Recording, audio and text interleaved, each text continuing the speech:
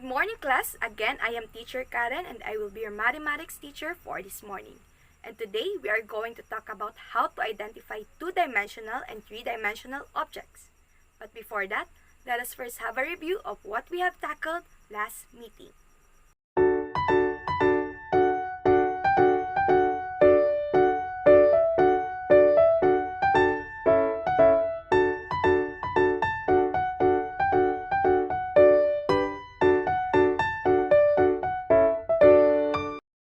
Anyone here who can still recall what we have discussed?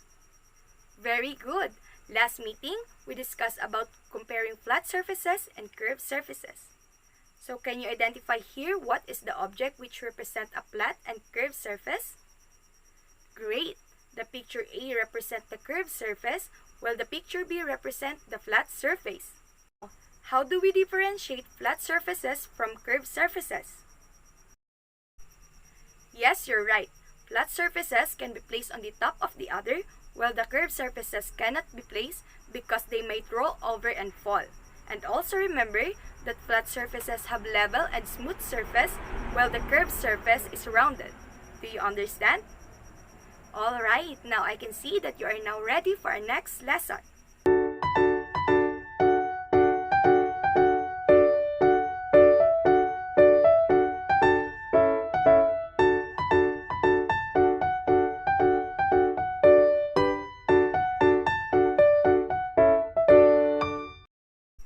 Let's have a game by helping me name the following shapes inside the box.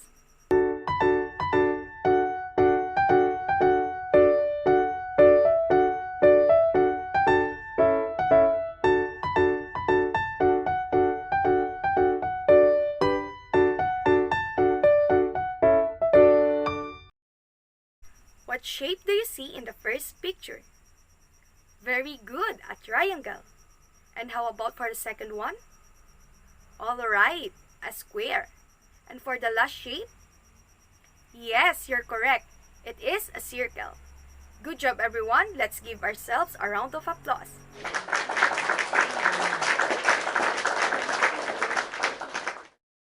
Now, let's take a look at these objects. Which object can you measure only its length? Alright, the thread. And which object can you measure only its length and width? Very good, the sheet of paper. And for the object that you can measure its width, length, and height? Great, it is the box. The thread that you see on the screen a while ago is a one-dimensional, and you can only measure its length. Again, what is the only thing that we can measure for an object that is a one-dimensional? Very good, its length. So can you give me another example of a one-dimensional object aside from a thread? Correct, a rope. Very good. The sheet of paper that is in front of you is where you can measure both its length and its width. And this is what we call a two-dimensional. Again, what do we call the object where you can measure both its length and its width? Very good, a two-dimensional. Aside from that, can you give me another example of a two-dimensional objects? Great, these are the parallelogram and rhombus. The box that you see is a three-dimensional, and you can measure its length, width, and height. Again, what do we intend to measure for an object that is a three-dimensional? Yes, its length, width, and height. And aside from the box, what other three-dimensional figures did you know? Very good! Sphere, cylinder, and pyramid. Great job, everyone! Just remember that a one-dimensional figure only has its length. And for the two-dimensional figure, it has a length and a width. And for the three-dimensional figures, it has three features: the length, width, and the height.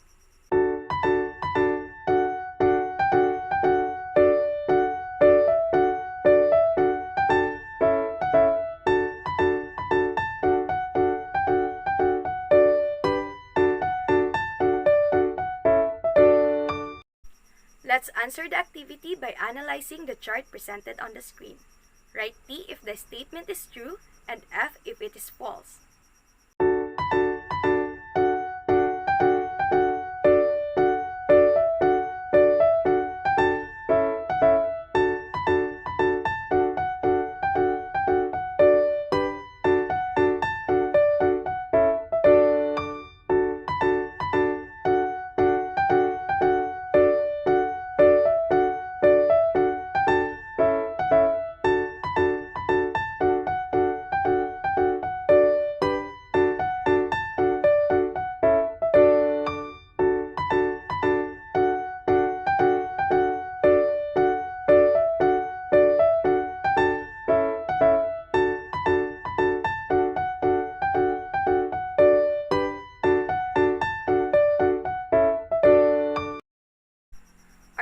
one-dimensional, two-dimensional, and three-dimensional objects different from each other? Okay, yes. And how do they differ? Alright, a one-dimensional object only measures its length, and for the two-dimensional object, it measures both its length and its width. And for a three-dimensional object, it measures all the length, width, and height of a certain figure. Okay, so now do you have any questions or clarification with our discussion? If none, let us answer again another activity by writing 1 if the object is one-dimensional, 2 if it is two-dimensional, and 3 if it is three-dimensional figure.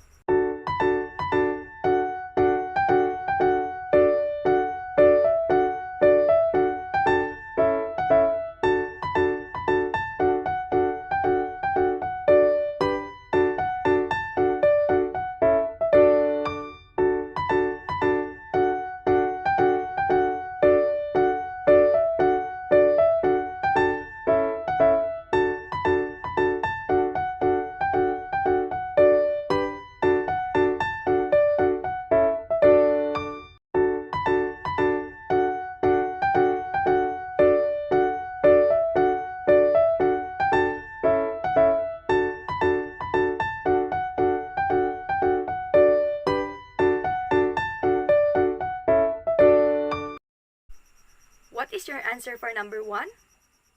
Very good. 2 because flaglet do not have any thickness and can only be measured with 2 faces. And for number 2? Yes, 3 because a cone is one of the examples of basic three-dimensional shapes. Okay, and for number 3? Yes, the correct answer is 3 because a pyramid is also an example of a three-dimensional figure. How about for number 4? Yes, 1 because you can only measure the length of the rope. And for the last number?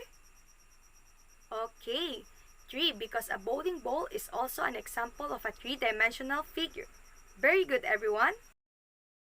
For your quiz, I will give you 5 minutes to study the table below, then draw and name the three-dimensional figures that can be learned by the given shapes.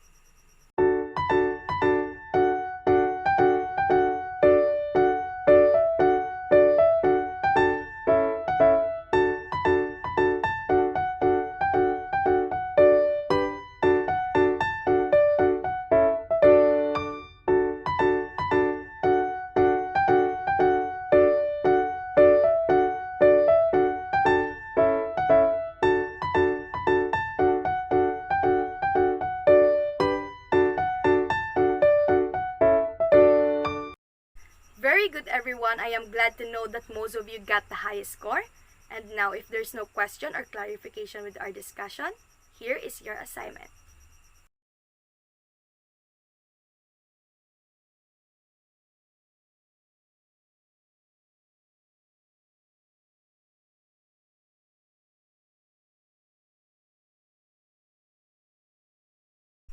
Thank you, everyone. I had fun discussing with you, and see you again till our next video. Keep safe.